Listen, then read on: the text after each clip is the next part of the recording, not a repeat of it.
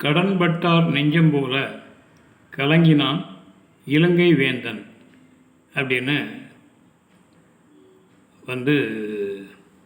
ராமாயணத்தில் கம்பர் இந்த சொல்லை சொல்கிறார்.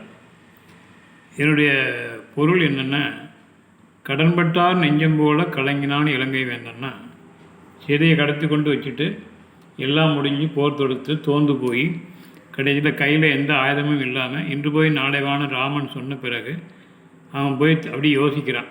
அப்படி யோசிக்கும்போது கடன்பட்ட நெஞ்சம் போல் அவனுடைய நெஞ்சம் கலங்கி போயிட்டு தான். இதுக்கு அந்த காலத்தில் ஓமை இப்படி சொல்லியிருக்காரு, கடன்பட்டார் நெஞ்சம் போல் கலங்கினான் இலங்கை வேந்தன்னு. ஆனால் இந்த காலத்துக்கு அது பொருந்துமா அப்படின்னு யோசனை பண்ணி பார்த்தோம்னா, கடன் கொடுத்தவன் தான் பாரிக்கிட்டு இருக்கான். கொடுத்த கடன் திருப்பி நமக்கு சேருமா வராதா, இவன் கொடுப்பானா கொடுக்க மாட்டானா அப்படின்னு நினச்சி அவன்தான் நொந்து நூலுசாகி போயிட்டு இருக்கான். கடன் கொடுத்தவன், கடன் வாங்கினவன் கெத்தாக இருக்கான். அது பரவாயில்ல, நம்ம கூட சாதாரணமாக கொஞ்சம் சிறு கடனை வாங்கிக்கிட்டு நம்ம கட்டணுமே அப்படின்னு சொல்லி யோசனை பண்ணிக்கிட்டு இருக்கோம். ஆனால் ஆயிரக்கணக்கில் கோடிக்கணக்கில் 10,000 கோடி 15,000 கோடின்னு வாங்கிட்டு அழகாக வெளிநாட்டில் போய் ஜாலியாக உட்காந்துட்ருக்கான். அரசாங்கம் கூட அவனை ஒன்றும் செய்ய முடியல.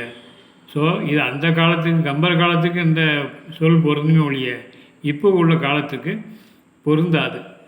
கடன்பட்டார் நெஞ்சம் போல் கலங்கினான் இலங்கை வேந்தன்கிற சொல் அப்போ உள்ள காலத்துக்கு சரி, இப்போ சரிப்பட்டு வராது. நன்றி, வணக்கம்.